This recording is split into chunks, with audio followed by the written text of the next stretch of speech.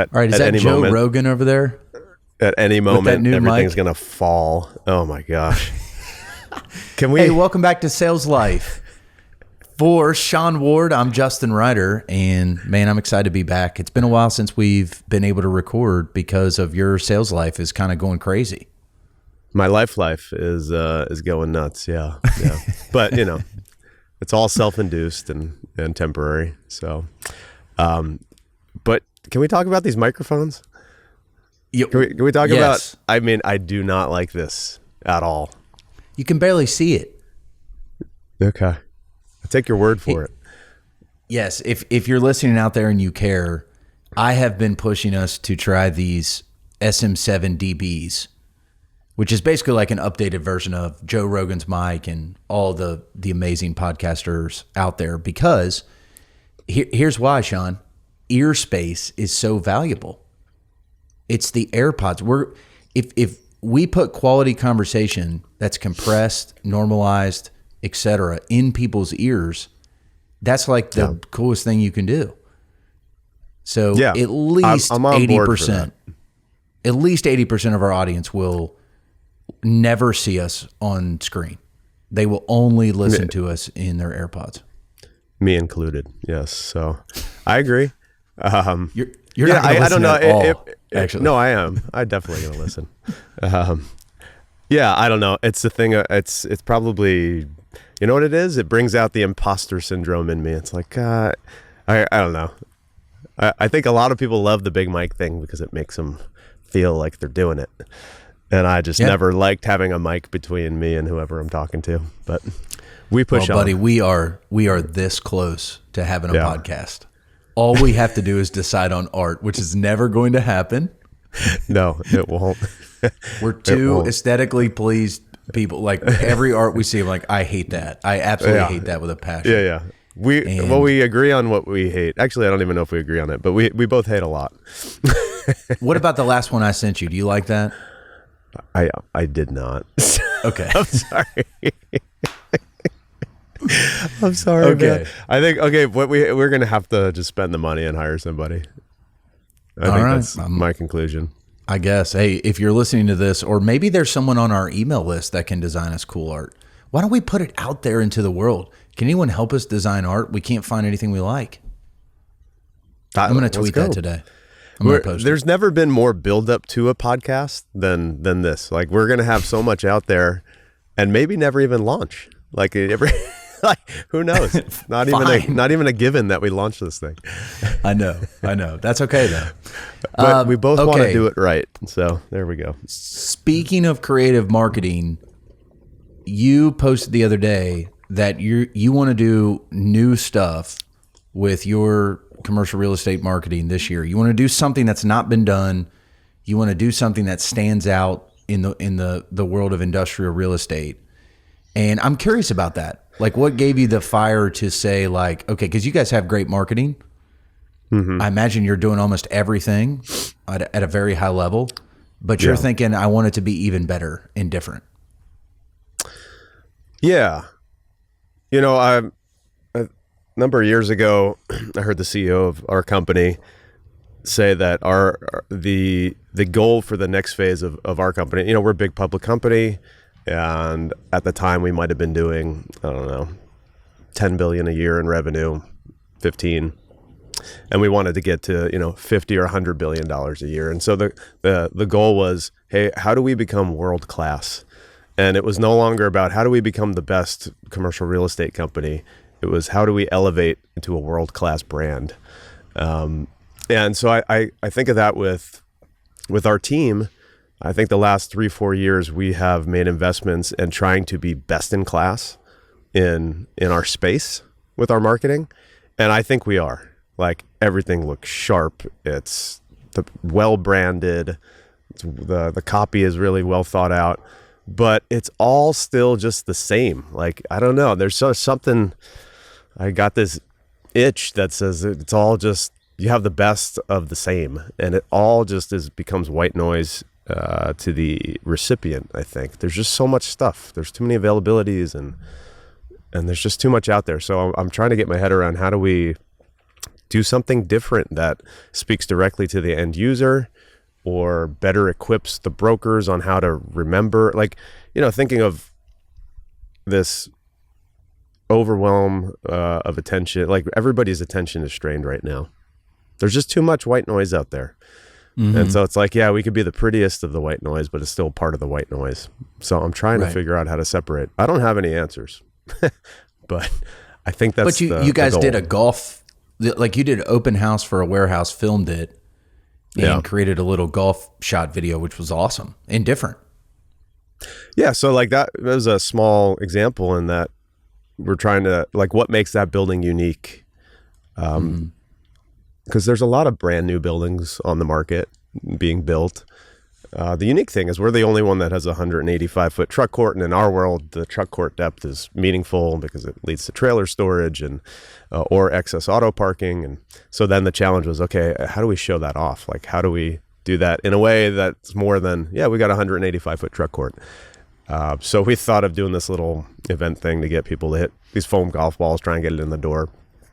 But I think realizing that we'll get 1, 2 at best, but most likely just one thing that we can anchor into people's minds for any single project we're working on.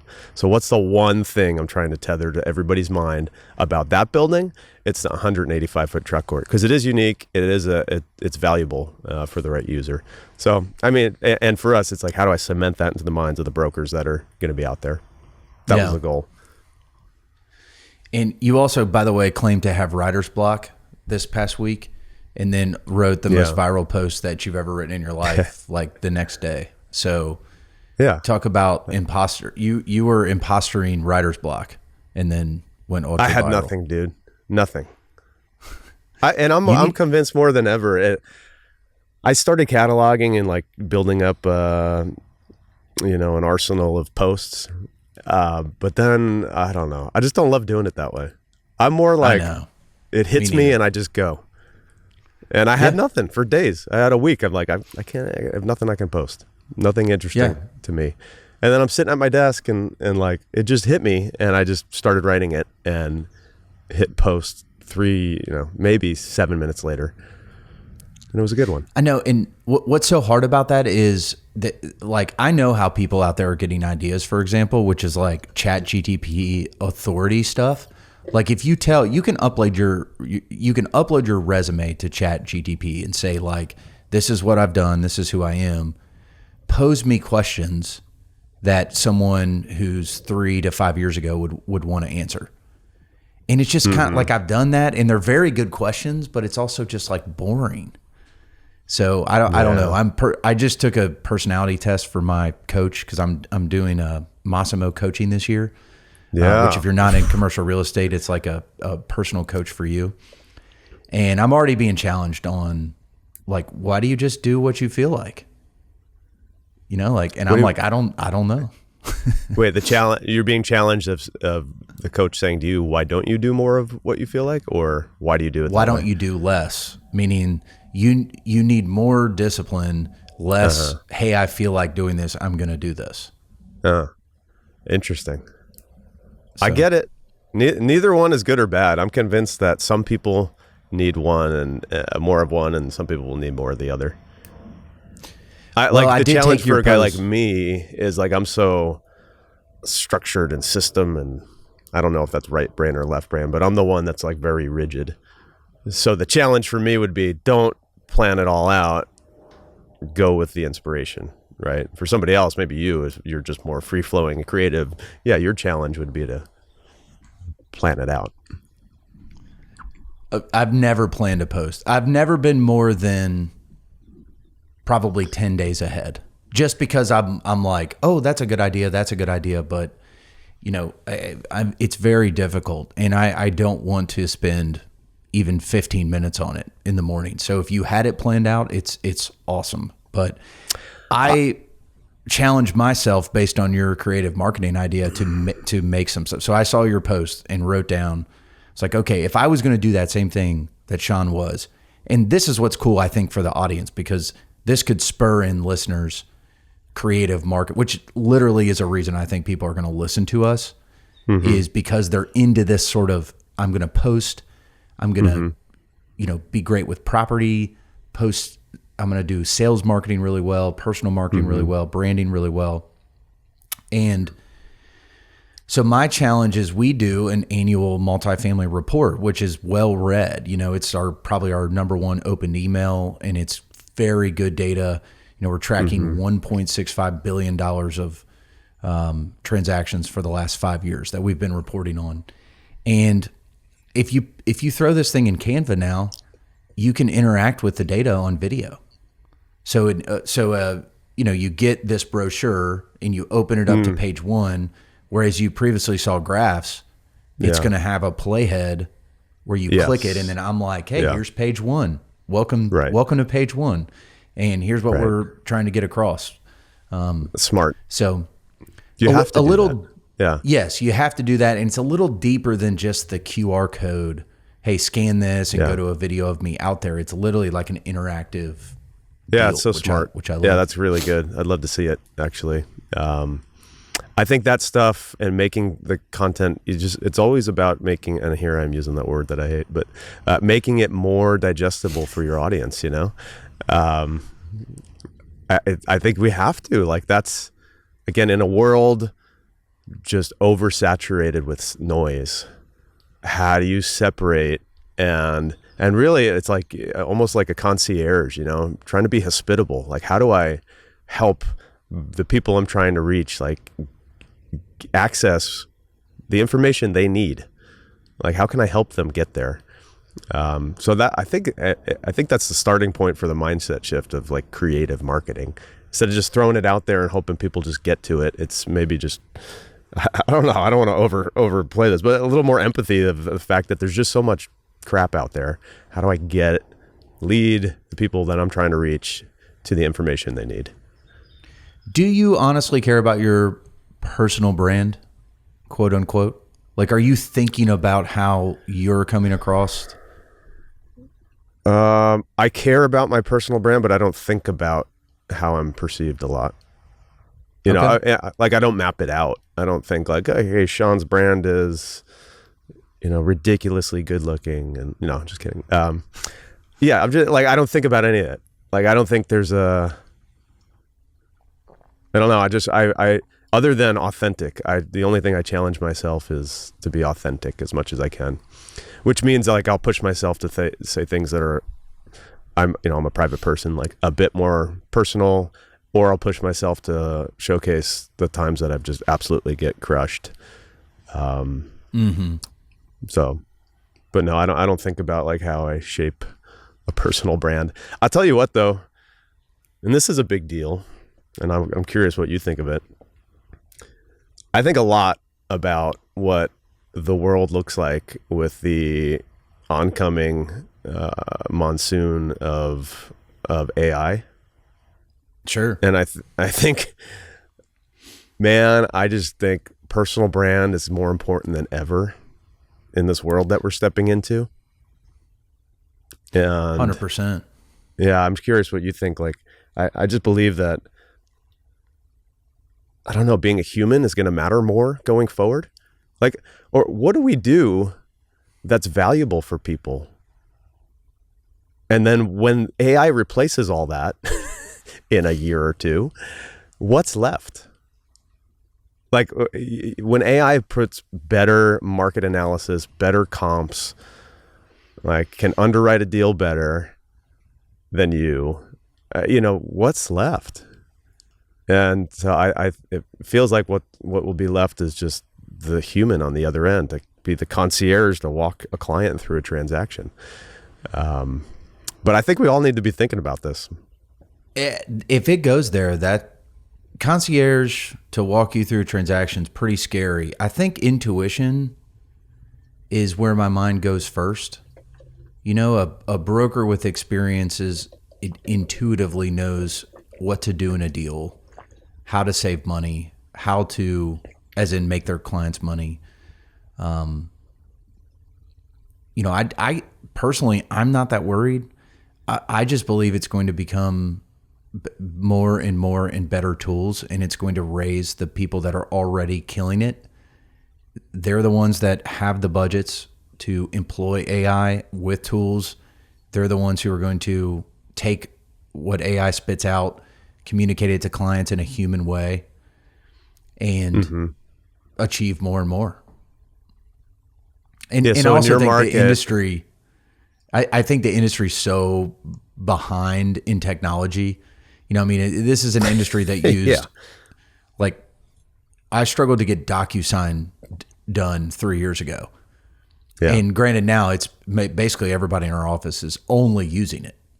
Right. But before that, there were still people coming in to sign stuff, and that still happens too. But I think depending on your client, there's going to be facets of the industry that use it even more, you know, because their clients embraced it.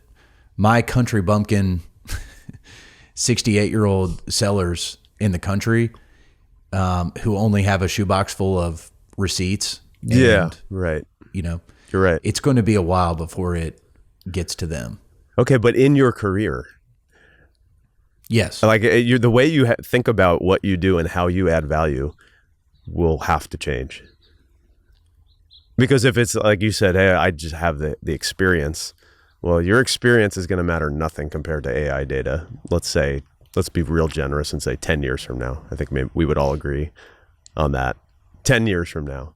I think it's sooner. I think it's, 2 to 3 years from now. But it's like I have a ton of experience driving a car, but damn, like you can't convince me that a computer that makes 4 million computations a second looking at everything Right. is going to be a much better driver than I am already. I mean, if not already, pretty soon. That, But I live in a blue state, man. Maybe there's a red state, blue state thing. Maybe you don't trust the robots. No, I do. I trust them. The driving thing, I'm very much looking forward to. Yeah. I would never drive again and be thrilled. I would be very sad if I didn't get to work with people again and use intuition to guide a process or present. It's like, what do you present? Again, I'm very big on this personality test right now, not to bore everyone with like going through it, but doing this exactly or presenting something in any way, shape, or form is the most natural thing that I do, like the most natural behavior. And I kind of just cringe at and it's effective, that's one of the things I'm most effective at. Some of the AI avatar presentations, which are granted in their early stage, and 2 years from now will look like this. Yeah. Our podcast 2 years from now will just be we won't even show up. It'll be just you and I. It'll be our avatars talking about authenticity and God, that world scares me. Creative marketing and how humans are my humans misusing me and making me do all this, podcast stuff. But Dude, I'm curious. I listen to this guy who's a futurist, and he's one of these guys that understands AI and is talking about it and saying that AI moves at such a fast speed that the question is, what does a world look like where humans are no longer the superior intelligence? It's like, well, we're at the doorstep of that world, and said that AI thinks so quickly that it will view the human race the way we view plants. The speed at which we see plants move is how they're going to look at us. That's how fast we move, how fast we think. And so it's a while. I think the changes are going to be just broader than we can even imagine. And I think it's here sooner than we can imagine. It just makes me want to, frankly, double and triple down on more being authentic and visible, right? Because I think the game becomes how do you build how do you really build trust with your audience, right? Because the best data points won't be coming from me or any person anymore going forward. The conversation with my wife was, okay, when I no longer have the best market data, the best comps, the best availabilities, that's all AI. Like, what is my job? And she's like, well, the tenants and buyers will still need somebody to drive them around to look at the properties.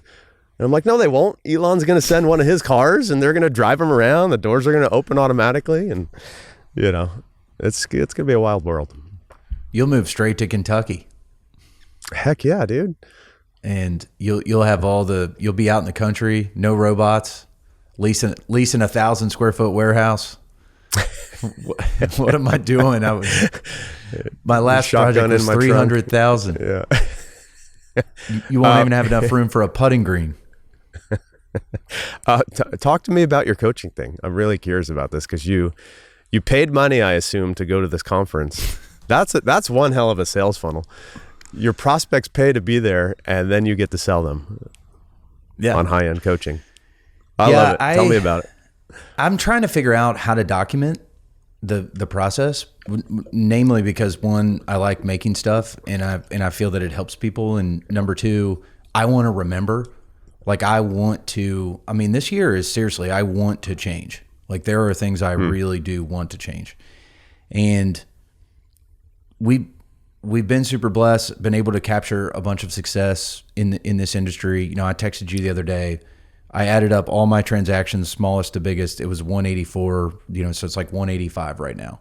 So it's like a tiny little, it's like a Bob Knuckles 1988 through, 92 or whatever.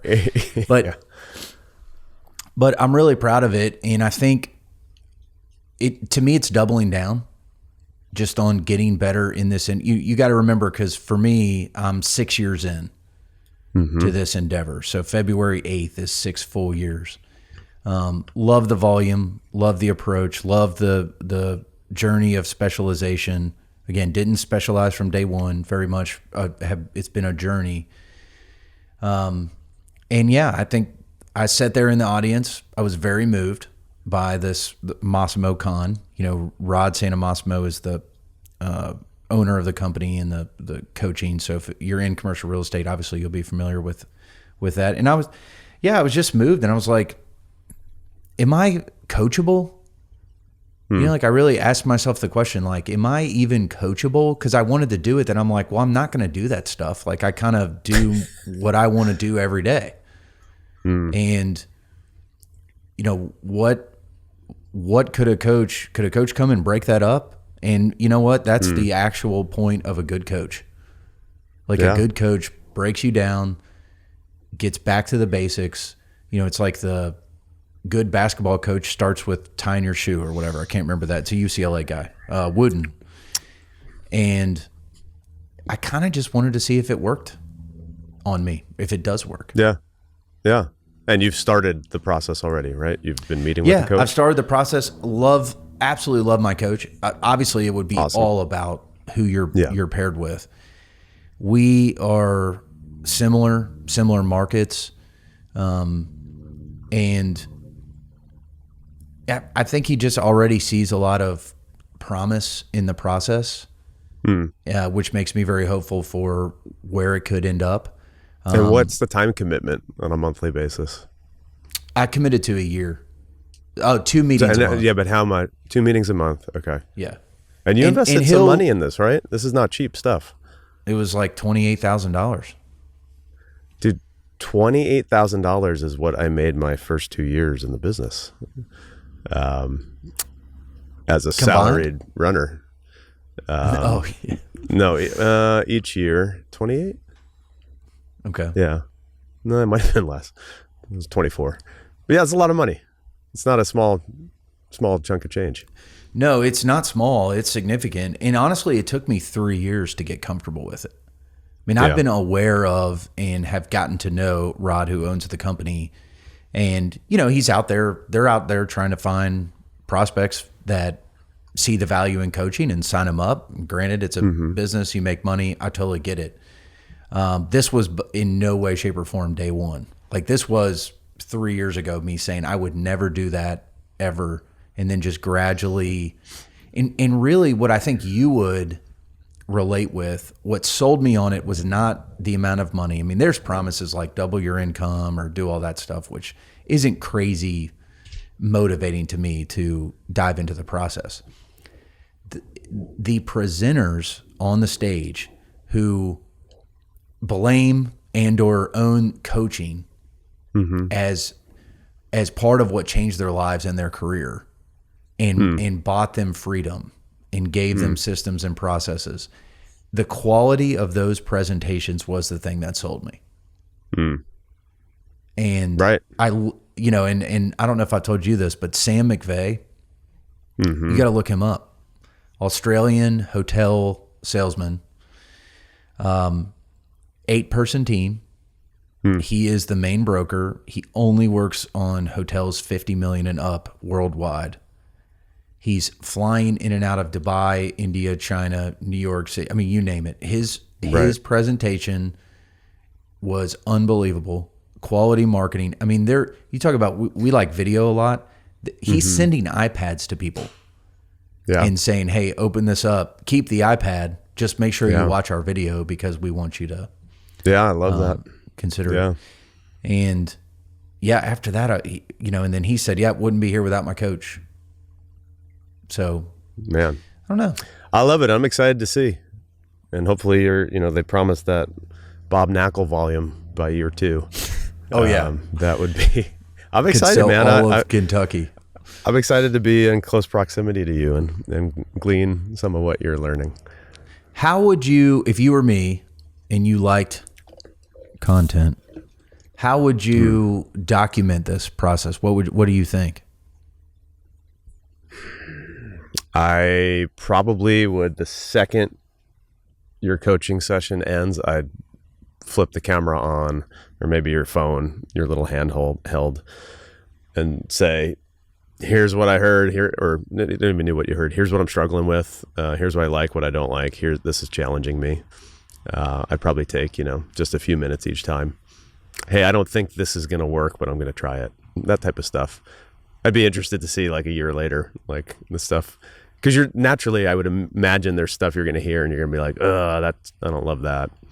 Right. Because that stretches me. It's not comfortable.